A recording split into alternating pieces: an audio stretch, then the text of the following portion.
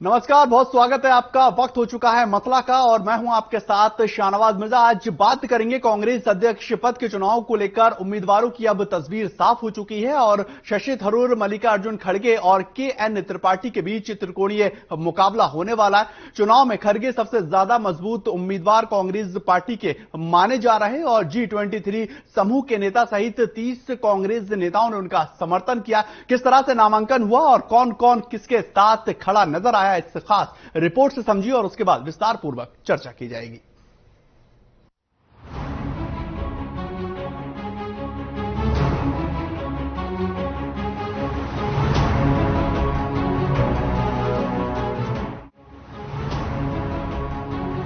Congress party में अध्यक्ष पद के चुनाव को लेकर अब सरगर्मी तेज हो गई है, जिसको लेकर शुक्रवार को 3 नामांकन भरे गए। पहला नामांकन शशि थरूर और दूसरा नामांकन झारखंड के कांग्रेस के लीडर के.एन. त्रिपाठी और तीसरा नॉमिनेशन मल्लिकार्जुन खड़गे ने किया। इसके साथ ही तय हो गया कि अगला अध्यक्ष गैर गांधी परिवार से ही होगा। थरूर और त्रिपाठी के प्रस्तावों को में इक्का दुक्का लीडर ही नजर आए, लेकिन गांधी फैमिली की चॉइस बताए जा रहे मल्लिकार्जुन खड़गे के प्रस्तावों की लिस्ट में 30 बड़े नेताओं के नाम शामिल हुए, जिनमें G23 के बड़े चेहरे आनंद शर्मा और मनीष तिवारी भी शामिल हुए।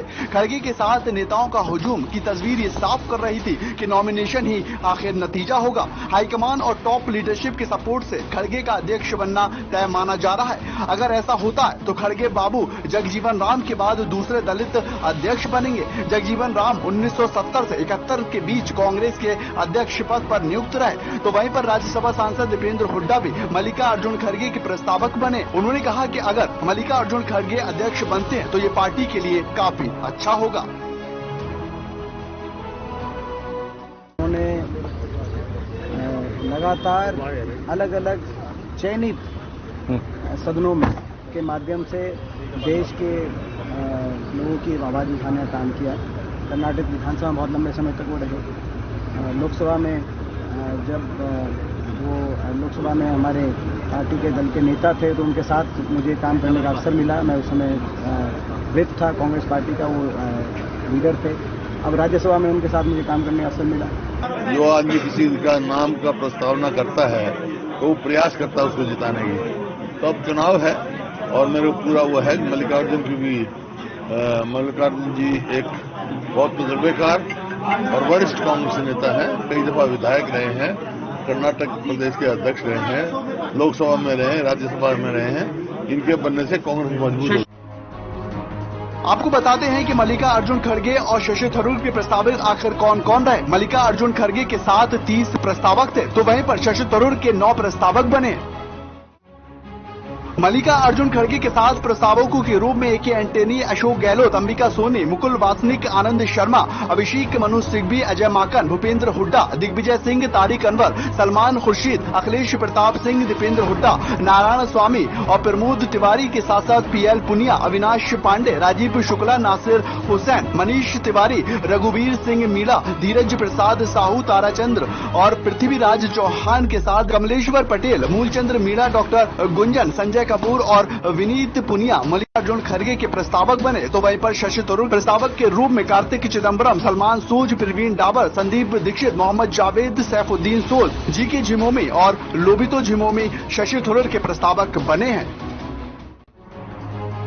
आपको बताएं, शुक्रवार को नॉमिनेशन से एक दिन पहले गुरुवार को G23 एक्टिव हो गया था। ये वही ग्रुप है जिसने पार्टी टॉप लीडरशिप में बदलाव का मुद्दा उठाया था। गुरुवार देर रात तक मीटिंग चली और उसके बाद मनीष तिवारी, अशोक गहलोत के नाम पर चर्चाएं होने लगी। ये कहा जाने लगा कि ये चुनाव लड़ सकते हैं, लेकिन शुक्रवार को जो तस्वीर निकलकर सामने आई उसमें मल्लिकार्जुन खड़गे के नॉमिनेशन से इस ग्रुप के सब में मजबूत नेता यानी कि आनंद शर्मा और मनीष तिवारी प्रस्तावक के तौर पर मौजूद रहे। कांग्रेस के अध्यक्ष पद के नामांकन को लेकर हरियाणा के गृह मंत्री अनिल विज का एक बड़ा बयान सामने आया। उन्होंने कहा कि ये सब सिर्फ और सिर्फ दिखावा है। पहले राजस्थान में जो कुछ हुआ उसके रचयिता और कैरेक्टर गांधी परिवार के ही लोग हैं। अब ये सब लोग मिलकर एक और दिखावा कर रहे हैं, क्योंकि ये चाहते हैं कि कोई भी इस गद्दी पर न बैठे और ये जिम्मेदारी फिर से हमारे ही सिर पर आ बैठे। विज ने ये कहा है कि G23, तो वहीं पर अनिल विज ने ये भी कहा कि G23 के नेता भी चला हुआ कारतूस है। कांग्रेस की अपनी लड़ाई है और किसको बनाते हैं किसको नहीं बनाते, हमको इससे कुछ लेना देना नहीं। हमें तो इतना मालूम है कि जितना कुछ हो रहा है ये खुद नौटंकी करवा रहे हैं। चाहे इन्होंने राजस्थान का करवाया, वो जो सारा खेल था उसके रचयिता यही हैं, डायरेक्टर यही हैं, क्योंकि कुल मिला के तो वो ये चाहते हैं कि कोई भी सामने ना आए और आखिर में ये हमारे ही सिर पे जिम्मेवारी दे। पॉलिटिक्स उनकी ये है, ये सिर्फ लोगों को बताने के लिए है कि जी हम तो गांधी परिवार से अलग बनाना चाहते हैं। मतलब इनके बारे में इस उम्मीद के साथ मैदान में जिसको उतार रहे थे कि ये बहुत अच्छी बैटिंग करेंगे, वो मैदान में आने से पहले आउट हो गए। एक अध्यक्ष के बारे में तो सबकी यही मन बना रही थी कांग्रेस पार्टी की गहलोत जी को आगे बढ़ाएंगे, लेकिन गहलोत जी आने से पहले ही आउट हो गए। अब आज नामांकन हुए हैं, किस रास्ते पर कांग्रेस जाती है, कांग्रेस के अपने आंतरिक विषय हैं, लेकिन कुल मिला के जिस प्रकार का राजस्थान का सीन हुआ, उस सीन ने कांग्रेस पार्टी की छवि को काफी धक्का पहुंचाया। अभी देखना होगा कि कांग्रेस की ये पॉलिटिक्स आखिर कहां जाकर रुकती है और आने वाले चुनाव में कांग्रेस पार्टी को कितना फायदा और कितना नुकसान हो सकता है, क्योंकि 2014 से जब कांग्रेस पार्टी के अध्यक्ष पद को लेकर चुनाव हुआ है, तब से गांधी परिवार हमेशा से ही आगे आता नजर आया है और अध्यक्ष पद के लिए भी सोनिया गांधी और राहुल गांधी का ही नाम सामने आता। लेकिन ये इस बार पहली बार हो रहा है कि गांधी परिवार जो है वो अध्यक्ष पद के चुनाव को लेकर चुनाव नहीं लड़ रहा। Bureau report, political desk. आपको बताएं कि कांग्रेस पार्टी के अध्यक्ष पद के चुनाव को लेकर लगातार ये कोशिश की जा रही थी कि जो अशोक गहलोत हैं वो चुनाव लड़े, लेकिन अशोक गहलोत ने सोनिया गांधी से मिलकर अपने नाम को वापस लेने की इच्छा जाहिर की और उसके बाद दिग्विजय सिंह भी मैदान में कूदते हुए नजर आए। उन्होंने भी साफ तौर पर कहा कि अध्यक्ष पद के लिए मैं भी अपना नाम जो है वो भरता हुआ नजर आऊंगा, लेकिन पटकथा दरअसल किसी और कैरेक्टर को लेकर रची जा रही थी और उसी के मद्देनजर दिग्विजय सिंह को जब ये पता लगा कि मल्लिकार्जुन खड़गे भी जो हैं वो नामांकन करने जा रहे हैं, तो वो उनके घर उनसे मिलने के लिए पहुंचे और उन्होंने साफ तौर पर कहा कि अगर मुझे पता होता कि अगर आप इस चुनाव में उतर रहे हैं तो मैं ये बात बोलता भी नहीं। लेकिन बड़ा सवाल यह है कि मल्लिकार्जुन खड़गे के साथ जो बड़े पैमाने पर कांग्रेस पार्टी की टॉप लीडरशिप मौजूद थी, क्या ये संकेत साफ कर देती है कि इस बार प्रेसिडेंट के रूप में मल्लिकार्जुन खड़गे जो हैं वो जीते हुए नजर आएंगे, क्योंकि शशि थरूर के साथ जो है वो बहुत कम लोग नजर आ रहे थे और 30 से अधिक और G23 के जो लोग हैं जिन्होंने पहली बार इस बात को लेकर दरखास्त की थी कि टॉप लीडरशिप में बदलाव होना चाहिए, उसके मुखिया की अगर बात की जाए तो वो लोग भी वहां पर मौजूद थे।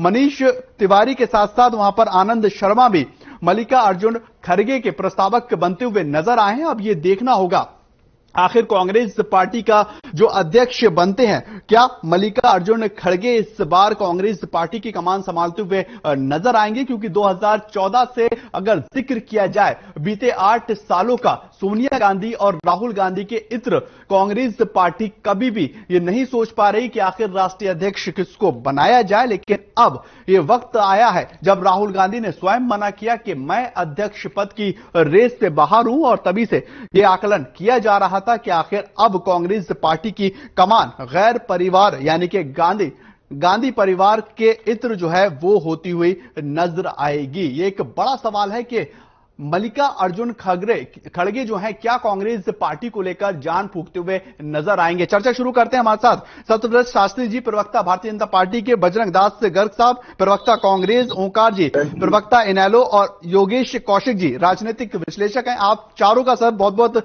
स्वागत है। और पहला सवाल बजरंग दास गर्ग साहब आपसे रहेगा, जो आपके पहले बैट्समैन थे अशोक गहलोत, जिसको लेकर कांग्रेस पार्टी टॉप लीडरशिप भी चाह रही थी कि वो बने, वो मैच लड़ने से पहले ही मैच हार गए और उसके बाद आपने दूसरे बैट्समैन को उतार दिया। क्या कांग्रेस पार्टी मल्लिकार्जुन खड़गे के सामने प्रेसिडेंट का तोहफा देती हुई नजर आ रही है, और मल्लिकार्जुन खड़गे कांग्रेस पार्टी जो चाहती है चुनाव में जीत और चुनाव के साथ साथ पार्टी को उभारना, खड़गे करते नजर आएंगे? गर्ग साहब। मिर्जा जी, पहले तो मैं आपसे रिक्वेस्ट करूंगा, थोड़ी सी आवाज है ना जी, हल्की सी बढ़ाओ, थोड़ी आवाज आपकी कम आ रही है। ठीक, वो आपकी आवाज ठीक है। सुन ली है, आपका जो पर्सन साथ पूछ लिया है, समझ लिया है। जहां तक कांग्रेस पार्टी का आपने जिक्र किया, कांग्रेस पार्टी का देश की आजादी और देश के विकास के अंदर अहम भूमिका है। और आज देश की जनता कांग्रेस की तरफ देख रही है, और जहां तक कि आज जो भारतीय जनता पार्टी की केंद्र के अंदर सरकार है उससे मुक्ति चाहती है। हर एक व्यक्ति आज सरकार से, केंद्र की सरकार हो चाहे हरियाणा की सरकार हो, उससे दुखी है। आप देख रहे हो किसान, कर्मचारी, मजदूर, मतलब व्यापारी, उद्योगपति, हर वर्ग का नागरिक दुखी है। और हर रोज देश और प्रदेश के अंदर आंदोलन हो रहे हैं। आज मुद्दा क्या है? आज देश के अंदर मुद्दा है महंगाई का, मुद्दा है बेरोजगारी का, और मुद्दा है खराब कानून व्यवस्था का। तो इससे ये जरूरी है कांग्रेस जो पार्टी है वो आगे आकर देश की जनता की हित की लड़ाई लड़े। जहां चुनाव का सवाल आपने किया, भाई चुनाव के अंदर ये कैंडिडेट खड़े हुए हैं, देखिए ये फ्रेंडली मैच है। कांग्रेस पार्टी जो है कौन जीतते है इसमें? कांग्रेस पार्टी ने जीतना है। कांग्रेस का फ्रेंडली मैच है, भाईचारा का मैच है। ये तो आप समझते। लेकिन गर्ग साहब, फैमिली मैच में भी दीवार खड़ी होती नजर आ रही थी जब अशोक गहलोत को लेकर टॉप लीडरशिप आपकी ये कह रही थी कि वो राष्ट्रीय अध्यक्ष बने, लेकिन वो मुख्यमंत्री भी बने रहना चाह रहे थे, अपने व्यक्ति को मुख्यमंत्री बनाना चाह रहे थे। कांग्रेस पार्टी के अंदर ही खाई तब दिखाई दी जब अशोक गहलोत जो है वो चुनाव में लड़ने के लिए तो आ रहे थे, लेकिन उनकी मर्जी मुख्यमंत्री के पद पर अपने आदमी को बनाने की भी थी। हर एक व्यक्ति क्या चाहता है? हर एक व्यक्ति क्या चाहता है? अभी मेरा चहेता मुख्यमंत्री बने, मेरा चहेता मंत्री बने, मेरा चहेता विधायक बने, यहां तक कि मेरा चहेता चेयरमैन बने, मेरा चहेता सरपंच बने। ये हर एक की अपनी इच्छाएं होती है। मगर किसी प्रकार का आपने देखा, कहने को इसलिए कह जाओ, अशोक गहलोत जी आज भी जो पत्थर भरने गए राष्ट्रीय अध्यक्ष का, वो खरगड़े के साथ खड़े थे। तो गर्ग साहब, तो ये माना जाए कि जो मल्लिकार्जुन खड़गे साहब हैं वो कांग्रेस पार्टी के चहेता हैं और उनको लेकर कांग्रेस पार्टी चाह रही है कि वो राष्ट्रीय अध्यक्ष बने? ऐसी बात नहीं है। चहेता तो कांग्रेस के जो हमारे मेंबर्स हैं उन्होंने तय करना है। आज जिस प्रकार तो पूरी सीनियर लीडरशिप उनके साथ थी, ऐसा लगता है कि एक तरफा चुनाव उनके पक्ष में रहेगा। क्यों? जिस प्रकार जितने भी नेता थे, सीनियर नेता थे, लगभग आपके चैनल ने भी दिखाया 30 सीनियर नेता लगभग उनके साथ खड़े थे और दुनिया भर के और लोग खड़े थे। तो इसका मतलब ये है कि लोग उनको, कांग्रेस के जो सीनियर नेता है, कांग्रेस पार्टी की जो लॉबी है, कांग्रेस के कार्यकर्ता है, उनको चाहते हैं। और मैं ये स्पष्ट करना चाहता हूं, ये बचपन से ही खड़गे जी बचपन से कांग्रेस पार्टी के साथ जुड़े हुए हैं। ये 8वीं कक्षा में जब पढ़ाई करते थे, जब से पढ़ाई के साथ साथ उन्होंने कांग्रेस पार्टी की नीतियों का लगातार प्रचार किया। ये आने वाले वक्त में गर्ग साहब पता लगेगा जिस बात को लेकर कांग्रेस पार्टी अपना प्रेसिडेंट चेंज करना चाह रही है। दरअसल 2014 के बाद से कांग्रेस पार्टी का ग्राफ गिरता हुआ नजर आया है और वो ग्राफ बेहतर हो, चुनाव में बेहतर हो, धरातल पर बेहतर हो, उसको लेकर कांग्रेस पार्टी परिवर्तन कर रही है। हमारे साथ और भी गर्ग साहब मेहमान जुड़ा हुए हैं, उनका भी तारुफ जो है मैंने करवा दिया, उनसे छोटा छोटा काउंटर ले लेते हैं, फिर डिबेट को आगे बढ़ाते हैं। सतव्रत शास्त्री साहब जो है वो हमारे साथ जुड़ा हुए हैं। सतव्रत जी, अगर बात की जाए कांग्रेस पार्टी को लेकर कैसे देखते हैं, क्योंकि आज खड़गे जी जो है वो 30 प्रस्तावकों के साथ गए, अपना नॉमिनेशन दाखिल किया और साफ हो रहा है, लगभग तस्वीर साफ है कि अगला प्रेसिडेंट कांग्रेस का गांधी परिवार से नहीं होगा। जो विपक्ष, जो भारतीय जनता पार्टी आरोप लगाती थी कांग्रेस मतलब गांधी परिवार। देखिए साबिर जी, मैं इस बात के ऊपर बहुत ज्यादा तो अग्रेसिव नहीं होता, क्योंकि कांग्रेस अपने अध्यक्ष किसको बनाए, कैसे बनाए, किस प्रक्रिया के तहत चले, वो सब अपनी पार्टी की, उनके अपने एक दिशा निर्देश है, एक प्रोटोकॉल है, उसको फॉलो करते हैं। लेकिन मैं इस सारे घटनाक्रम को जो पिछले 7-8 दिन से आप सब ने इसको देखा, उसमें से मैं यहां तक पहुंचा हूं कि या तो अध्यक्ष वही परिवार के ऊपर जाएगा, ये भी कहने वाले हैं कि प्रभु मैं तो आपके ही चरणों में हूं और मेरी बजाय आप बनो, एक बात। और दूसरा, ऐसा नहीं होता कांग्रेस ने एक नए बड़े नेता को समाप्त कर दिया, ये भी एक तय मान लो, क्योंकि यदि ये खड़गे साहब यदि अध्यक्ष बन भी जाते हैं तो इनका बलिदान होगा। क्योंकि कांग्रेस के किसी भी गैर गांधी परिवार के व्यक्ति सम्मान मिला नहीं, चला नहीं, चल सकता नहीं। इसलिए बात है या तो खड़गे साहब का बलिदान, उनका राजनीतिक कैरियर समाप्त हो जाएगा, और या वो कह देंगे कि प्रभु आप ही जोड़ो, जब उनका नाम आएगा तो वो टोपी उनके ऊपर रख जाएगा, चले जाएंगे। ठीक है सतवीर जी, आप साफ तौर पर कह रहे हैं कि जो खड़गे साहब हैं उनको लेकर कांग्रेस पार्टी या तो ये बलिदान देती हुई नजर आएगी, और अगर चुनाव में हार होती है तो उनके सर पर जो है वो पूरा ठीकरा फोड़ा जाएगा। हमारे साथ ओंकार जी भी जुड़ा हुए हैं और हमारे साथ योगेश कौशिक जी भी जुड़ा हुए हैं। ओंकार जी, कैसे देखते हैं नामांकन को लेकर? खड़गे जी का दम दिखा और शशि थरूर जो है वो लगातार बेदम दिखे। शाहनवाज जी, सबसे पहले तो मैं कहना चाहूंगा ये पार्टी कांग्रेस पार्टी का अपना आंतरिक मामला है। हाँ, ठीक है। तो मेरे को तो लगता है कोई डिबेट का विषय भी नहीं है, स्पष्ट सी बात है।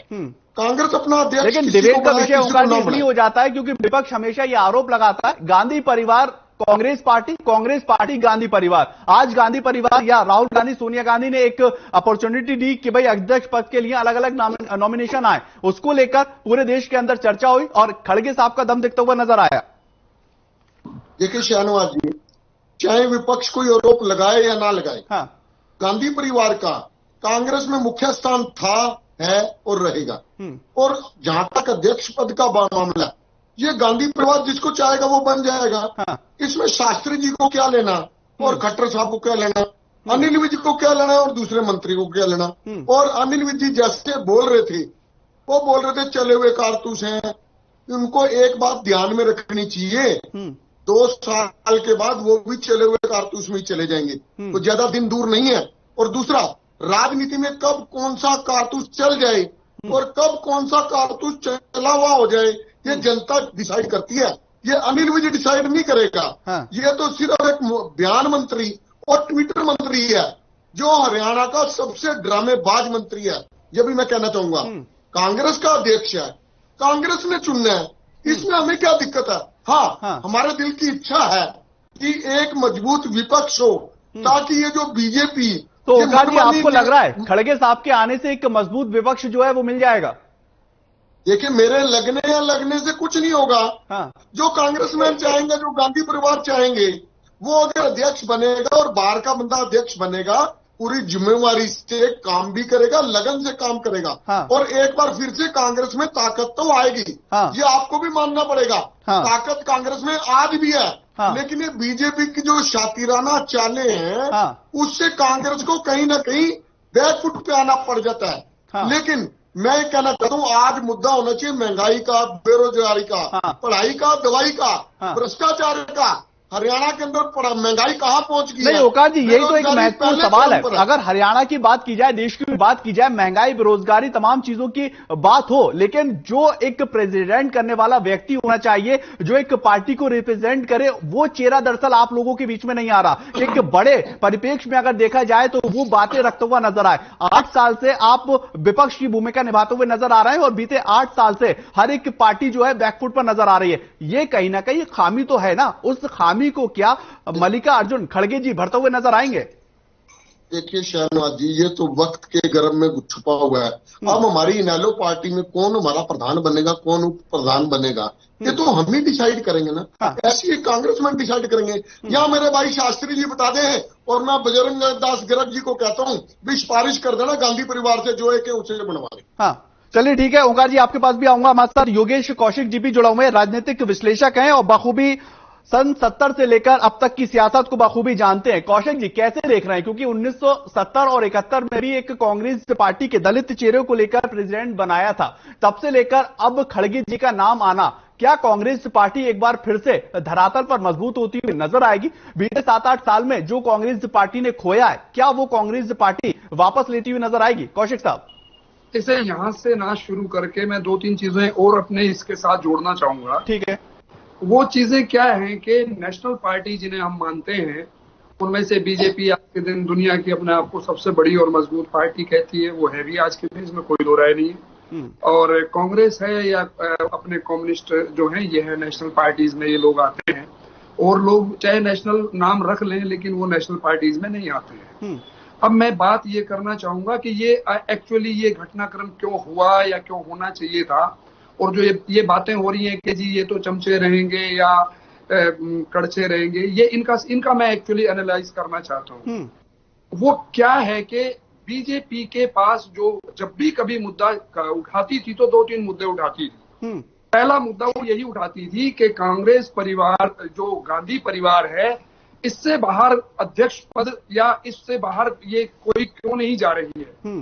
तो अब ये चाहे अपने मुंह से कुछ भी बोले या जो मर्जी बोलते रहें, तो क्या अब इस बात पे ये बात कर पाएंगे? एक मुद्दा ये खत्म हो गया है। अब दूसरे मुद्दे पे आते हैं जो ये शुरू कर दिया है अब इन्होंने ट्विटर, और ये मैं चीजें देखता रहता हूं कि जी ये जो भी होगा, इनका पिछलग्गू होगा या चमचा होगा या जो भी होगा, मैं इसको मान लेता हूं। पर क्या भाजपा का कोई भी बनता है अध्यक्ष, क्या वो आरएसएस की मर्जी के बिना बनता है या बन सकता है या आज तक बना है? नहीं बना। नंबर 2, खड़गे जी जो बन रहे हैं उनके गुण और अवगुण हम अगर एनालाइज करें तो उन पे पहुंचते हैं हम। खड़गे जी के पास एक बहुत पुराना अपना तजुर्बा है, उसमें कोई दो राय नहीं है। उन पे कोई भी तड़ीपार का मुकदमा दर्ज नहीं हुआ आज तक। उन पे कोई भी रेप का या कोई भी रिश्वत लेने का मुकदमा दर्ज नहीं है आज तक। जो उन पे कोई उंगली उठाए तो उन पे उंगली नहीं उठा पाएंगे। एक्चुअली पूरी हिंदुस्तान की अपोजिशन अब एक चीज चाहती है जिसकी ड्यूटी कांग्रेस की बनती है, इसमें मैं बिल्कुल 100% सहमत हूं, क्योंकि वो मेन लीडिंग पार्टी है। वो क्या है?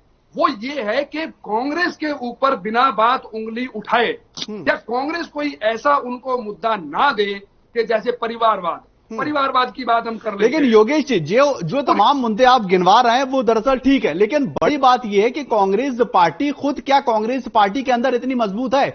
दरअसल अशोक गहलोत का नाम जब चर्चाओं का विषय बना तो राजस्थान के अंदर टूट जैसे हालात पैदा हो गए। अगर कांग्रेस पार्टी धरातल पर इतनी कमजोर दिखाई देगी तो अध्यक्ष कोई भी हो किस तरह से काम करती नजर आएगी? मैं अब आपको 2-3 चीजों से जोड़ रहा हूं जो अभी चुनाव हो रहे हैं, मैं इनका सबका जवाब दे देता हूं। पहली बात यह है कि चुनाव में 3 लोग हैं, 3 लोगों में से भी मैं 2 लोग एक्चुअली मानता हूं। एक थरूर साहब हैं और एक अपने खड़गे साहब है। थरूर साहब में इसमें कोई दो राय नहीं है कि उनसे विद्वान आदमी आसपास उनके कोई नहीं है। ठीक है, उन्होंने लिखा भी हुआ है मैं हिंदू क्यों, उनकी बुक है, पढ़िएगा तो बीजेपी वालों को शायद सद्बुद्धि आएगी कि वो हिंदू क्या होता है। ठीक है, लेकिन उनका हिंदुत्व अलग है और जो उन्होंने थरूर साहब ने लिखा है उसके हिंदुत्व को लोग नहीं मानेंगे। लेकिन एनीवे उसको छोड़ देते हैं। लेकिन उनकी जो समस्या थी वो ये थी कि वो आम आदमी से टच नहीं कर सकते जो कि खड़गे साहब कर सकते हैं। नंबर 1। और दूसरे मैं बोलता हूं, अध्यक्ष का काम होता है ऑर्गेनाइजेशनल स्ट्रक्चर तैयार करना और उसको मजबूत करके आगे बढ़ाना। मैं आज के दिन मानता हूं कि जितनी मजबूत बीजेपी के पास ऑर्गेनाइजेशनल स्ट्रक्चर तैयार है आज के दिन, उतना उसका 10% भी कांग्रेस के पास आज के दिन नहीं है। ये मैं ईमानदारी से मानता हूं, चाहे कांग्रेस माने ना माने। और बीजेपी आज के दिन ऑर्गेनाइजेशन के हिसाब से बहुत मजबूत है। और मैं एक गारंटी लेकिन करता हूं, अगर कांग्रेस बीजेपी का आधा भी हो गई तो मैं कहता हूं कि एक बहुत अच्छी फाइट अगले चुनाव में होने जा रही है। उसके पीछे 2-3 रीजन है। अपोजिशन सिर्फ कांग्रेस नहीं है आज के दिन। अपोजिशन सारे की सारी रीजनल पार्टीज हैं। वो रीजनल पार्टीज भी जो आज के दिन मजबूरी में या जानबूझ के बीजेपी के साथ जुड़ी हुई हैं, क्योंकि बीजेपी में और कांग्रेस में बेसिक डिफरेंस बता देता हूं मैं पॉलिटिकल। संचय में योगेश जी, संचय में रखिएगा, छोटे से ब्रेक का है। योगेश जी, बीजेपी जिसके साथ जुड़ेगी उसको खत्म करने की कोशिश करेगी। कांग्रेस जिसके साथ जुड़ती है उसको स्पेस देती है। तो हर रीजनल पार्टी की जरूरत है इस देश को, क्योंकि रीजनल पार्टी भी, लेकिन स्पेस के साथ साथ अगर अलायंस की बात की जाए जिसके साथ जुड़ती है उनका भी वर्चस्व जो है वो सियासत में खत्म होता हुआ चला जाता है। उत्तर प्रदेश की आप चाहे तो उठाकर एग्जाम्पल देख लें, अलग अलग राज्यों में आप उठाकर एग्जाम्पल देख लें। एक बड़ा सवाल है, एक बड़ा योगी जी ये क्वेश्चन मार्क है कि कांग्रेस पार्टी अगर अलायंस भी करती है तो दूसरी पार्टी को लेकर नुकसान होता है या फायदा होता है। ये चर्चा आगे जारी रहेगी। वक्त एक छोटे से ब्रेक का है। हमारे साथ जो चारों पैनलिस्ट हमारे वो जुड़े रहेंगे, चर्चा को आगे बढ़ाएंगे एक छोटे से ब्रेक के बाद।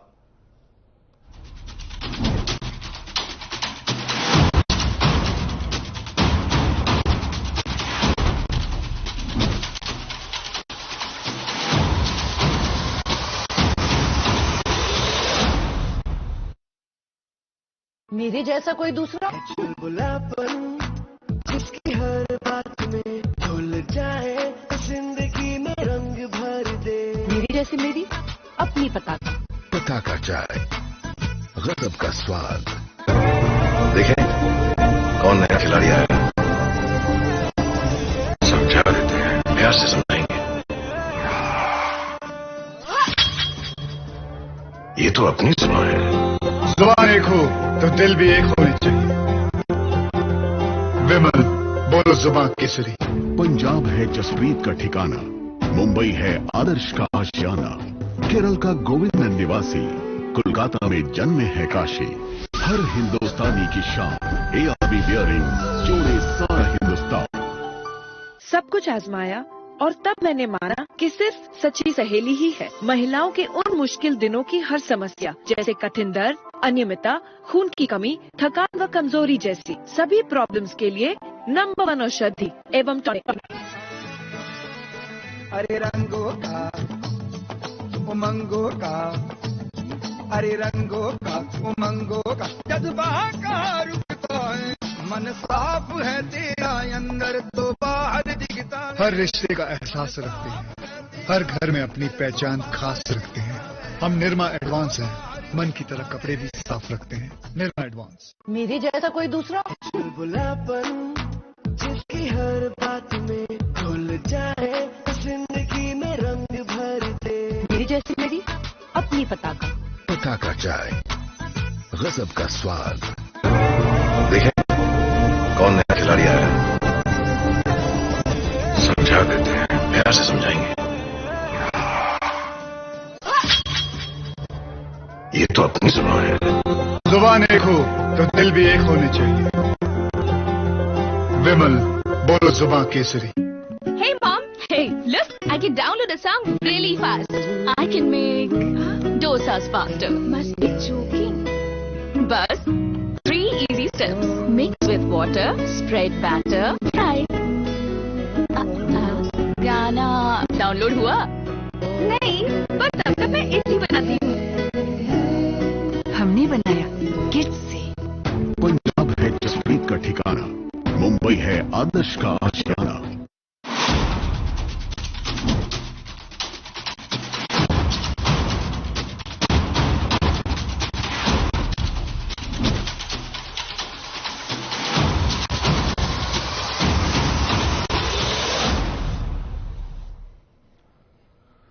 ब्रेक के बाद आपका स्वागत है। बात दरअसल राष्ट्रीय अध्यक्ष जो कांग्रेस पार्टी के चुनाव को लेकर हो रहा है उसको लेकर बात की जा रही थी और हमारे साथ हमारे चारों जो पैनलिस्ट हैं वो हमारे साथ लगातार जुड़े हुए हैं और उनसे चर्चा जो है वो शुरू करेंगे और समझने की कोशिश करेंगे कांग्रेस पार्टी के अध्यक्ष पद का चुनाव होना और अध्यक्ष पद बदलना कितना महत्वपूर्ण देश के लिए, कांग्रेस के लिए और विपक्ष के लिए होता हुआ नजर आएगा। अगर आपको आवाज शास्त्री साहब मेरी आ रही है तो सदर जी आपसे समझूंगा। गुजरात और हिमाचल का चुनाव जो है वो सर पर खड़ा हुआ है और उसको लेकर कांग्रेस पार्टी भारत जोड़ो यात्रा हो या तमाम ऐसे मुद्दे जिसको लेकर आप बैकफुट पर आए उसको लेकर कार्य कर रही है। और दूसरा महत्वपूर्ण चीज, अब अध्यक्ष पद को लेकर भी गांधी परिवार का जिक्र आप करते हुए नजर नहीं आएंगे। क्या चुनौती मिलती हुई नजर आएगी चुनाव में? देखिए सहनावाल जी, एक बात तो यह समझना पड़ेगा कि कांग्रेस जिस स्थिति में है वहां से ऊपर लेके आना ये एक बहुत बड़ी चुनौती कांग्रेस के लिए है। और वो क्यों है कि कांग्रेस की अब तक का सफर जो था वो देश की आजादी के अंदर लगे लोग और उनकी संतान के कारण से यहां तक वो आ गए, क्योंकि उनकी छाया देश की आजादी के लड़ाई के बीच में थी। लेकिन अब वर्तमान में जो राजनीतिक नेतृत्व कांग्रेस का है वो विचार शून्य है। और विचार शून्य में इसलिए कहता हूं कि दुनिया भर में जितने भी राष्ट्र हैं उनकी विचारधाराओं का मूल में कोई ना कोई चीज होती है। कुछ मुस्लिम देश है जिनकी राजनीति मुस्लिम विचारधारा के साथ है, कुछ ईसाई देश है उनकी विचारधारा ईसाई देशों में है, कुछ कम्युनिस्ट विचारधारा के तो उनकी विचारधारा कम्युनिस्ट है। लेकिन जब भारत में हम आते हैं तो कांग्रेस एक ऐसा संगठन जिसकी कोई विचारधारा नहीं है और इस विचारधारा को लेकर यदि आप नहीं चलेंगे तो आप लंबा नहीं चल सकते। आप विचारधारा की बात आएगी तो भारत की विचारधारा किसकी विचारधारा है और कांग्रेस उसमें तालमेल कैसे कर सकती है, क्योंकि कर नहीं सकती, क्योंकि आज तक उसकी जो भी स्ट्रक्चर बना है और जो इनकी गतिविधियों पर जो भी लोग विचार करेंगे तो उसका एक बड़ा मोटा विषय है कि इन्होंने हिंदुत्व के विरोध में एक बात अपनी सदा प्रस्तुत किया है। और आज देश के अंदर जो विचारधारा की राजनीति है वो भारतीय जनता पार्टी करती है। उसके अंदर सांप्रदायिक भाव नहीं है, लेकिन भारत की मूल भावना के साथ, मूल सिद्धांतों के साथ लड़कर काम करने वाली पार्टी है। जो मेरे साथी पैनल में बैठे ओंकार सिंह जी ने जो आज कांग्रेस का प्रेम दिखाया, मैं आपको इनको एक बात बताना चाहता हूं कि जितने भी क्षेत्रीय दल हैं शहनवाज जी, उनका जन्म कांग्रेस की नीति, नेता और नीयत के आधार पर ही जन्म हुआ है। और वो कांग्रेस के साथ यदि मिलते हैं तो स्वाभाविक मौत उनके लिए है। आग और फूस का उनका एक संबंध होगा। और दूसरी बात, जो ओंकार जी ने आज प्रेम दिखाया है कांग्रेस के प्रति, मैं तो मुबारक देता हूं उनको कि वो कांग्रेस जिनके लिए चौधरी देवीलाल, चौधरी ओम प्रकाश चौटाला ने अपने जीवन व्यतीत किया, उसी कांग्रेस की गलवैया करते नजर आ रहे हैं। तो ये इनको मुबारक। ठीक है, इसका ठीक है ओंकार जी, इसका जवाब मैं आपसे ले लूंगा। हाँ, मैं आपके पास आऊंगा ओंकार जी। ठीक है, योगेश कौशिक, नहीं एक वाक्य पूरा। ठीक जी। योगेश कौशिक जी ने जिस हिंदुत्व की बात को लेकर विचार किया, मैं समझता हूं कि योगेश कौशिक जी कांग्रेस के अनुभव से बोल रहे हैं, उनका पिछला राजनीतिक अनुभव है, लेकिन हिंदुत्व के ऊपर विचार के पास उनकी कोई अथॉरिटी नहीं है। हिंदुत्व शशि थरूर तय करेंगे कि भाजपा तय करेगी, यह विषय नहीं है। हिंदुत्व को तय करने वाले इस देश के अंदर मनीषी साधु संत बहुत है, वो तय करेंगे। चलिए ठीक है, गर्ग साहब के पास जा रहा हूँ। ठीक है, आऊंगा शास्त्री, ओंकार जी आपके पास भी आऊंगा, कौशिक जी आपके पास भी आऊंगा। एक एक करके फिर बात जो है वो, ठीक है, वो बात जा नहीं पाती। ठीक है, एक एक करके, एक सर, ठीक है, मैं एक एक करके, योगेश कौशिक जी, ओंकार जी, आप दोनों के पास आऊंगा, आप अपनी बात रखिएगा और पूरा टाइम आपको दिया जाएगा। लेकिन गर्ग जी के पास मुझे जाना है। गर्ग जी, साफ तौर पर सदृश शास्त्री जी जो है वो कहते हुए नजर आ रहे हैं कि आपकी जो विचारधारा है दरअसल वो लोगों को प्रभावित नहीं कर पा रही है और कांग्रेस पार्टी के पास कोई विचारधारा नहीं है। मल्लिकार्जुन खड़गे के आने के बाद क्या कांग्रेस पार्टी जिस विचारधारा के साथ आगे बढ़ना चाहती है वो विचारधारा लोगों तक पहुंचती हुई नजर आएगी, और जो मुद्दे कांग्रेस पार्टी उठा रही है उन मुद्दों के साथ क्या आगे बढ़ती हुई कांग्रेस पार्टी दिखाई देगी? गर्ग साहब। विद्या जी, शास्त्री ने कई सवाल दाब दिए, मैं 2 मिनट चाहूंगा आपसे। ये कहते भी हिंदुत्व का मुद्दा की बात कह दी। मैं इनको ये बताना चाहता हूं कि ये भारतीय जनता पार्टी क्या कहती है। ये कहती है हमें विपक्ष मुक्त भारत चाहिए, क्षेत्रीय दल खत्म करने पड़ेंगे। ये मोदी जी का, अमित शाह जी का हर जगह बयान है, क्षेत्रीय दल समाप्त करने हैं। और साथ में एक बात और कहते हैं, कांग्रेस मुक्त भी हमें भारत करना है, सिर्फ देश में एक पार्टी रहे, भारतीय जनता पार्टी। लेकिन गर्ग साहब, अगर भारतीय जनता पार्टी, अगर गर्ग साहब एक संचय में अगर बात की जाए, भारतीय जनता पार्टी अगर कह भी रही है कांग्रेस मुक्त, तो क्या भारतीय जनता पार्टी के कहने से कांग्रेस पार्टी इतनी कमजोर हो जाती है कि हर एक के चुनाव में उसका परफॉर्मेंस जो है वो गिरता हुआ नजर आता है? 2014 से पहले आपकी यूपीए काल की जो गवर्नमेंट राज्य जो थे, गर्ग साहब पूरी बात सुनिए, 2014 से पहले जो आपके राज्य थे वो 15 से 16 राज्य हुआ करते थे, लेकिन 2004-14 के बाद से आपके पास महज 4 राज्य बचे। मिर्जा जी, मुझे पूरी बात कहने दीजिए प्लीज, मैं पूरी लाइन तो पूरी कर लूं, उसके बाद सवाल दाव लेना। जो 3-4 पॉइंट ने कहा, मैं बताना चाहता हूं ये क्या चाहते हैं। देश के अंदर सिर्फ भारतीय जनता पार्टी रहे और कोई न रहे, सारा देश बाढ़ में जाए, हम ही राज करें, हम ही मलाई खाए, इनकी सोच ये है। ये कहते हैं हिंदुत्व की बात, ये वो लोग हैं देश में भाईचारा खराब करने का काम अगर कोई करता आ रहा है तो ये करते आ रहे हैं। क्या करेंगे भाई? कांग्रेस पार्टी गांधी परिवार से बाहर नहीं जा सकती, गांधी परिवार का ही राष्ट्रीय अध्यक्ष बनेगा। इनकी एक साजिश है भाई, गांधी परिवार नहीं आया और दूसरा लग गया, तो ये तो उनके चमचे हैं। इनको कुछ ना कुछ जनता के सामने झूठ फेंकनी है, बरगलाना है, जनता को गुमराह करने का काम भारतीय जनता पार्टी का हमेशा रहा है, उसी काम के अंदर लगा हुआ है। ये मुद्दे को भड़काते हैं। ये मुद्दा है भ्रष्टाचार का, मुद्दा है महंगाई का, मुद्दा है बेरोजगारी का, उस पर बात नहीं करेंगे।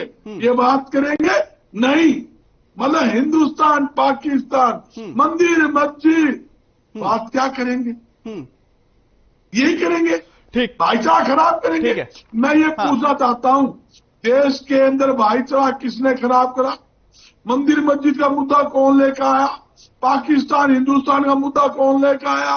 और आप, मैं इनसे एक बात पूछना चाहता हूं, जहां पाकिस्तान का बार बार ये भय दिखाते हैं, आया पाकिस्तान, आया पाकिस्तान। भाई क्या पाकिस्तान है, किसको डराते हो?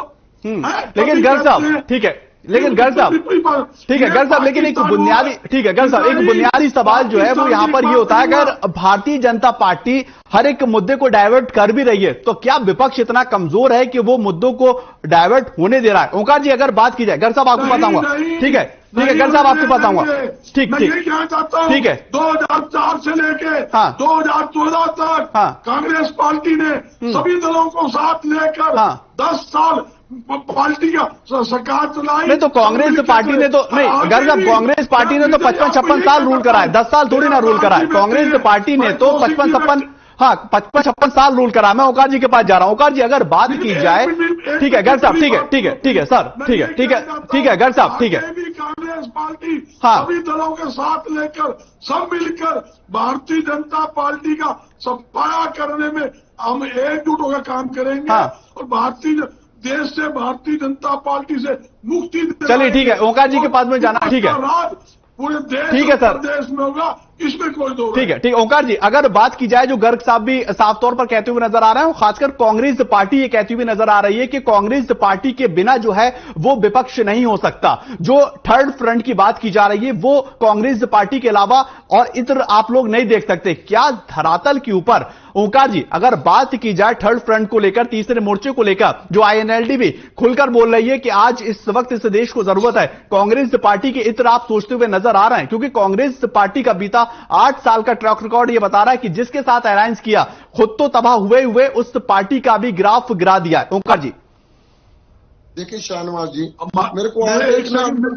ठीक है गर्ग साहब, अब हो गया, ठीक है गर्ग साहब मैं आपके पास आऊंगा, ठीक है गर्ग साहब, ठीक है गर्ग साहब मैं आपके पास आऊंगा, ठीक है ओंकार जी जवाब दिए, ओके सर, ठीक है सर, गर्ग साहब मैं आपके पास आऊंगा, पूरा वक्त दे दिया मैंने आपको। ओंकार जी शाहनवाज जी, आज मेरे को ना अंदर से खुशी नजर आ रही है कि आज मैंने शास्त्री जी के चेहरे पर ना चिंता के निशान देखे हैं। आज मैंने इनको ना घबराते हुए देखा है। आज इन्होंने हमारे को याद दिलाया कि हमने कभी कांग्रेस का विरोध किया था। ये क्यों पता लगे आपको भी शायद महसूस हो रहा होगा कि शास्त्री जी का आज चेहरा जो लटका हुआ है ना, उसके पीछे फतेहाबाद की रैली है, उसकी सफलता है। आज मैं बताना चाहता हूं कि हम कांग्रेस के साथ गठबंधन करने के लिए क्यों तैयार हैं। ये कोई बड़ी बात नहीं है। 1987 में कांग्रेस में कुछ कमियां थी, बीजेपी की 2 सीट थी, 2 उस वक्त हमने बीजेपी को साथ लेके थर्ड फ्रंट बनाया था, ताऊ देवीलाल जी ने बनाया था। अब जबकि नीतीश कुमार जी बिहार के मुख्यमंत्री जब रैली में आए, उन्होंने कहा कि कांग्रेस को साथ में लेके अब तीसरा फ्रंट नहीं मेन फ्रंट बनाएंगे, तो इनकी ना कहीं हवा खिसक चुकी है। अब इनको दर्द भी क्या है, अगर हम कांग्रेस से गठबंधन करते हैं अप फ्रंट या मेन फ्रंट होने के नाते, तो इनको पता है इनका कुछ नहीं रखा हुआ। ये इनका दर्द है जो छलक रहा है। और ये बार बार एक बात तो कहते हैं इनके नेता, हम कांग्रेस को खत्म राज्य करेंगे देश में से। दूसरा ये भी कहते हैं क्षेत्रीय दलों को भी खत्म करेंगे। भाई रखोगे किसको? बहुत बढ़िया बात करी अभी शास्त्री जी ने कि कांग्रेस की विचारधारा नहीं है और शास्त्री जी की तो विचारधारा है। मैं बताता हूँ कौन सी विचारधारा। हिंदू मुस्लिम के बाद जब ये खत्म हो जाएगा, फिर ये हिंदू सिख पे आ जाएंगे। पाकिस्तान हिंदुस्तान, मंदिर मस्जिद, अरे भाई बाहर निकलिए, दुनिया चांद से भी वापस आ चुकी है। और आप प्रधानमंत्री जी क्या कर रहे हैं? कोरोना काल में ताली बजवा रहे हैं, लाल मोमबत्ती जलवा रहे हैं लाइट बंद करके, जबकि आप शगुन होते हैं, आपको पता होना चाहिए। और शास्त्री, लेकिन ओंकार जी बड़ा सवाल तो यही है कि इन तमाम मुद्दों का जो आप जिक्र इस वक्त कर रहे हैं बैठकर टीवी स्क्रीन पर, ये तमाम मुद्दे जनता को क्या समझ में नहीं आते? क्या जनता जब अपने मत का इस्तेमाल करती है तो थाली को लेकर वोट नहीं करती? मंडियों में अनाज पड़ा हुआ है, बारिश में भीग रहा है, इसको लेकर वोट नहीं करती? महंगाई बढ़ रही है, स्कूल बंद हो रहा है, इसको लेकर क्या वोट नहीं करती? शाहनवाज जी बहुत बढ़िया बात कही आपने। होता क्या है, जब धर्म की राजनीति सामने आ जाती है तो ये लोग जनता को बरगलाने में कुछ हद तक कामयाब हो गए। 2014 में हो गए, 2019 में हो गए। लेकिन आपको मैं स्पष्ट बता रहा हूं कि अब जनता इनके बरगलाने में आने वाली नहीं। जनता को मालूम है जो सिलेंडर 370 रुपए का था वो सिलेंडर 1075 का हो गया। जो पेट्रोल की कीमत 60 रुपए थी आज 110 के करीब है। डीजल 45 रुपए था। मैं कहता हूं आप चेक कर लीजिए रिकॉर्ड। आज डीजल और पेट्रोल में होड़ लगी है, आगे कौन निकलेगा। और मोदी जी कहते थे ठीक है, जिस देश का रुपया गिरता है, जिस देश का रुपया गिरता है उस देश का प्रधानमंत्री गिरता है, ठीक है, सरकार गिरती है। अब कौन गिर रहा है? चलिए ठीक है, सत्येंद्र शास्त्री जी मैं आपके पास आऊंगा। ठीक है, हाँ एक बात कह के बात समाप्त करूंगा। संजय में ये कहते हैं कि गांधी परिवार से कांग्रेस है। अब अगर गांधी परिवार के बाहर का आ रहा है तो ये कह रहे हैं रिमोट कंट्रोल होगा। भाई तुम्हारी अपनी समस्या क्या है? चलिए ठीक है ओंकार जी, ठीक है, आपकी बात भी आ गई। सत्येंद्र शास्त्री जी मैं आपके पास आऊंगा, उससे पहले एक रिएक्शन जो है योगेश कौशिक जी से मैं लेना चाह रहा हूं, उसके बाद मैं आपके पास आता हूं। योगेश कौशिक जी, अगर बात की जाए कांग्रेस पार्टी को लेकर, साफ तौर पर ओंकार जी भी कह रहे हैं कि कांग्रेस पार्टी के साथ अलायंस होगा, थर्ड फ्रंट जो है वो नजर आएगा। 2014 में जो हुआ, 2019 में जो हुआ, 2024 में होता हुआ नजर नहीं आएगा। क्या ये बात जनता को समझ में आएगी योगेश कौशिक जी? देखिए, सबसे पहली बात तो ये है कि मैं थर्ड फ्रंट की बात नहीं कर रहा। इन्होंने कहा है मेन फ्रंट में आएंगे। ठीक है, मेन फ्रंट पार्टी तो it will be the main front. ठीक, अब इसको छोड़ के ना मैं थोड़ा सा वाइडर लेवल पे सोचता हूं फॉर द कंट्री। अगर देश की बात अगर हम करें तो हमें फिर वर्ल्ड वाइड सोचना पड़ेगा। अगर आप बहुत सीरियसली और बहुत ध्यान से देखें तो पूरी दुनिया के अंदर जो भी डेवलपिंग कंट्री है, डेवलप हैं या बहुत अच्छा कर रहे हैं, उन देशों में हर देश के अंदर एक यंग जनरेशन जो है वो इन पोस्ट पे है जिनका हम जिक्र कर रहे हैं, प्राइम मिनिस्टर हो, प्रेसिडेंट हो। और जहां पे अभी जैसे अमेरिका का जिक्र करो, वहां पे वो बाइडेन साहब आ गए हैं उस उम्र के, तो एकदम वहां पे वो गड़बड़ शुरू हो गई है और हो रही है। ठीक है, तो मेरा मानना यह है, पहली बात तो ये जिस बात का हम जिक्र कर रहे हैं, कांग्रेस को भी कोई यंग लेके आना चाहिए था, मुझे बड़ी खुशी होती। और चाहे वो कुछ भी करता, उससे कोई फर्क नहीं पड़ता। नए प्लेयर लाए जाते हैं टीम में डेवलप करने के लिए और देश को आगे बढ़ाने के लिए, क्योंकि वही देश का भविष्य है। अब मैं करता हूं दूसरी बात। ये बात शुरू कहां से? बीजेपी ने भी यही शुरू किया था कि हमारे यहाँ तो 65 साल पे या 60 साल पे रिटायर कर देंगे, लेकिन मोदी जी हमारे खुद 70-75 और वो तो 80-85 तक राज करना चाहते हैं। ठीक है, अब ये जो चीजें हैं, ये चीजें देश के लिए अच्छी नहीं है, नंबर 1। अब नंबर 2, जो आप जोड़ रहे हो, ये जोड़ तोड़ की जो बात कर रहे हो, मैं जोड़ तोड़ की बात बिल्कुल नहीं करूंगा। मैं बात करूंगा बिल्कुल स्पष्ट। ये चुनाव जो अगला होने वाला है, जो अभी तक हुआ, आपके चैनल के अलावा मुझे तो 2-3 चैनल नजर आते हैं जहां पे एक्चुअल डिबेट होती है, वरना तो शाम होते ही हिंदू मुसलमान दंगे, लड़ाई, मुसलमानों से डरो। आपसे ज्यादा या मेन मीडिया से ज्यादा सोशल मीडिया चलता है, जिसके ऊपर ये चलता है कि मुसलमान हिंदुओं को जान से मार देंगे। आज के दिन चेक करा लेना, हिंदुस्तान पाकिस्तान चलता रहता है किसी भी चीज पे, लव जिहाद क्या। मैंने ये सारे के सारे अपने पूरे जीवन काल में नहीं सुने थे, ये 2014 के बाद आए हैं। अब मुझे कोई भी ये बात करता हुआ नहीं नजर आता है, मोदी जी हो या कोई सा भी हो, किसी भी स्टेट में हो, जब इनका चुनाव शुरू होगा कि हम डेवलपमेंट करेंगे और एंड ऑफ द डे ये चुनाव जाएगा हिंदू मुसलमान पे। और पूरा का पूरा मीडिया जो कि खरीदा हुआ है, मैं दावा करता हूं। लेकिन योगेश कौशिक जी मैं एक बात ये समझना चाह रहा हूं कि अगर भारतीय जनता पार्टी अपने मुद्दे लेकर जा रही है, कांग्रेस पार्टी अपने मुद्दे लेकर जा रही है, आईएनएलडी अपने मुद्दे लेकर जा रही है, मुद्दा कोई भी हो, अगर उसको जनता एक्सेप्ट कर रही है तो वो तो जनता की चुनावी सरकार है ना, उसको आप नाकारा कैसे कह सकते? हाँ, मैं मान तो रहा हूं, मैंने मान तो लिया।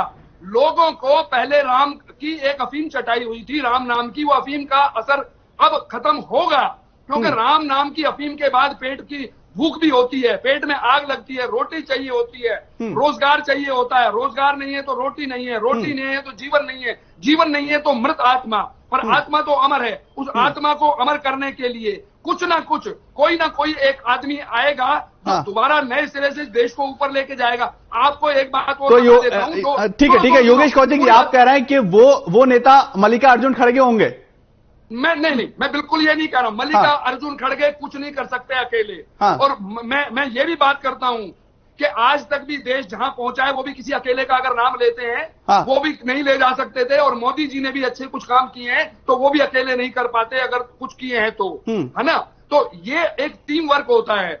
अब उनके अंदर एक ऐसी पावर है अगर कि वो ऑर्गेनाइजेशन तैयार करे और साथ में जितने भी लोग हैं, जो कि मुझे तो नजर आ रहा है, जिसको आप G23 बोलते थे, वो सारे के सारे उनकी बगल में खड़े हैं, तो इसका मतलब उन्होंने पहला पड़ाव पार कर लिया है और उन्होंने अपनी पार्टी के बीच के सारे सो कॉल्ड विरोधी, वो जिसको के गांधी परिवार के विरोधी या एंटी कांग्रेस नाम देना शुरू कर दिया था, वो तो सारे जोड़ ही दिए ना पहले ही झटके में। अब उसके बाद चलिए ठीक है, अभी अगला चुनाव जो है वो अकेला कोई पार्टी नहीं जीतने वाली, और गारंटी है बीजेपी भी अकेले अपने दम पे नहीं जीतने वाली। तो बीजेपी तो अब भी अलायंस के साथ ही है ना, वो कब कह रही है कि हम अकेले जो है गवर्नमेंट बना रहे हैं? इनको वहम तो 300 का हो गया ना। चलिए ठीक है योगेश जी, मैं आपके पास आऊंगा। ठीक है सदब्रत जी, अगर साफ तौर पर देखा जाए विपक्ष और तमाम लोग जो है वो ये कहते नजर आ रहे हैं 2014 में आपने जो है गवर्नमेंट बना ली, 19 में गवर्नमेंट बना ली, एंड ऑफ द डे जब चुनाव की तारीखों का ऐलान होकर और जब नजदीक चुनाव के होते हैं आप मुद्दों को भटका देते हैं, लेकिन 2024 में ऐसा नहीं चलेगा।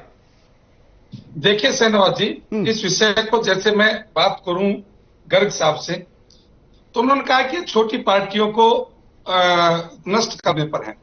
मैं याद दिलाऊंगा, शायद गर्ग साहब की याददाश्त कमजोर हो गई हो, आपातकाल का समय, जिस समय कौन सी ऐसी पार्टी, क्षेत्रीय पार्टी की गलबैया इन्होंने की थी जिनको घर से जेल से बाहर रखा था, एक भी पार्टी का नाम बताएं तो पता चलेगा इनको।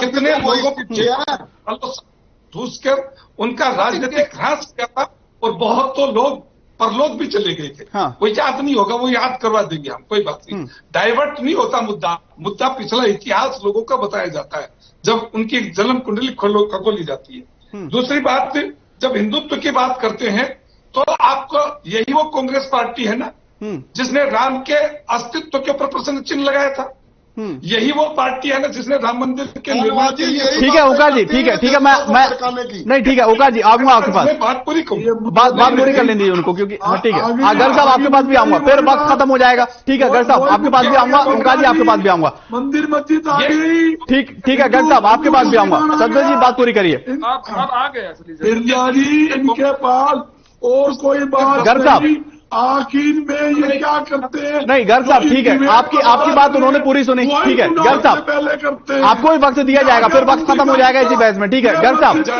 इन्होंने कोई महंगाई की बात करी, बेरोजगार की बात करी, इन्होंने कोई भ्रष्टाचार की बात करी, आपने किसान का मुद्दा कहा, मंडी का मुद्दा कहा, कोई जिक्र किया? ठीक है गर्ग साहब ठीक है, अपनी बात में आप ये रखिएगा। सदब्रत जी बात पूरी करिए, फिर वक्त जो है वो जाया हो जाएगा। हाँ नहीं, वो तो मैं तो बोल रहा हूँ, यदि ये मुस्लिम और हिंदू की बात करना चाहते हैं तो आप करें, लेकिन भारत के अंदर 1947 से पहले भाजपा नहीं थी। 1947 से पहले राष्ट्रीय संसद में बहुत ताकत नहीं था, लेकिन इस देश का टुकड़ा करने वाले कौन लोग थे वो जरा पूछिए उनके ऊपर। जो लोग सिंधु नदी की चलू हाथ में लेकर कहते थे इस देश का विभाजन हमारी लाश पर होगा, वो कांग्रेस एक करके गर्ग साहब कांग्रेस के विभाजन को स्वीकार किया। आप विचार कीजिए, जिन लोगों ने सत्ता लोलुपता के कारण से इस देश के विभाजन को स्वीकार ठीक है आप ठीक है दोनों की बात जो है वो दरअसल समझ में नहीं आ रही। गर्ग साहब समझने की कोशिश करिए, गर्ग साहब क्यों पैदा हुई, गर्ग साहब समझने की कोशिश करिए, आपकी बात भी जो है वो ठीक तरीके से समझ में नहीं आ रही। शास्त्री जी अपनी बात को पूरा कर लें, पूरी बात रख ले, उसके बाद मैं आपको भी टाइम दूंगा क्योंकि वक्त जो है वैसे भी खत्म हो रहा है। शास्त्री जी संक्षेप में रखिएगा। देखिए सहनवाज जी, मैं तो एक वाक्य में कह दूंगा कि भारतीय जनता पार्टी 1947 में नहीं थी और आरएसएस भी बहुत मजबूत स्थिति में नहीं था, तो इस देश का विभाजन क्यों स्वीकार किया? राष्ट्र सिद्धांत के ऊपर क्यों विभाजन हुआ? जिन लोगों ने इसको स्वीकार किया था, जिसने हस्ताक्षर किए थे, वो कांग्रेस के सत्ता के शिखर पर बैठने वाले लोग थे। आज वो मुसलमान की बात करने ठीक है शास्त्री जी। गर्ग साहब लास्ट 30 सेकंड। यही तो डिबेट घुमाने का मतलब है, जो व्यक्ति दो पार्टी डिबेट का मुद्दा घुमा सकती है तो झूठ बोल के जनता को बरकराने का काम 2014 में 2019 में जैसे कौशिक जी ने कहा, 2 बार इन्होंने झूठ बोलकर हिंदू मुसलमान करके हिंदुस्तान पाकिस्तान करके झूठ किया, सदा प्याली। इस जनता इनकी कहे में आने वाली नहीं, जनता समझ गई है कि इन्होंने किस प्रकार जनता को ठगा है। Thank you sir. गर्ग साहब 250 रुपए गैस सिलेंडर। गर्ग जी ठीक है, हो गया। गर्ग साहब आपकी बात आ गई। होगा जी लास्ट 30 सेकंड। ठीक है गर्ग साहब, ठीक है, आपकी बात आ गई है, वक्त खत्म हो रहा है। गर्ग साहब, ओंकार जी, लास्ट 30 सेकंड। शाहनवाज, आज देश और प्रदेश का प्रत्येक वर्ग दुखी है। हाँ। और वो विकल्प देख रहा है, जो ये मेन फ्रंट बनेगा ये प्रदेश की और देश की जनता का विकल्प बनेगा। हाँ। और आपने कहा ना बीजेपी जो अलायंस के साथ चल रही है, हाँ। कहाँ इसका अलायंस, कहाँ आज अकाली दल, कहाँ शिवसेना, कहाँ नीतीश कुमार जी, इनके जो साथी हैं वो इनको छोड़ के। चलिए ठीक है, वक्त थोड़ा ठीक है ओंकार जी, वक्त थोड़ा कम है। योगेश जी, मैं आपसे माफी चाहता हूं कि मैं आपके पास आना चाह रहा था। सज्जन जी, आपका बहुत बहुत शुक्रिया। बजरंग दास गर्ग साहब, आपका बहुत बहुत शुक्रिया। ओंकार जी, आपका बहुत बहुत शुक्रिया। योगेश कौशिक जी, आप हमारे साथ जुड़े, आपका बहुत बहुत शुक्रिया। दरअसल कांग्रेस पार्टी का राष्ट्रीय अध्यक्ष पद का चुनाव इसलिए काफी ज्यादा महत्वपूर्ण हो जाता है क्योंकि भारतीय जनता पार्टी और एनडीए अलायंस के लोग इस बात को लेकर सीधे तौर पर कांग्रेस पार्टी को घेरते हैं कि गांधी परिवार के इत्र कभी भी कांग्रेस पार्टी नहीं सोच पाती है। क्या खड़गे के राष्ट्रीय अध्यक्ष बनने से कांग्रेस पार्टी के चुनाव में गति मिलती हुई नजर आएगी या रिजल्ट जो है वो ही रहेगा? फिलहाल के लिए इतना ही। नमस्कार।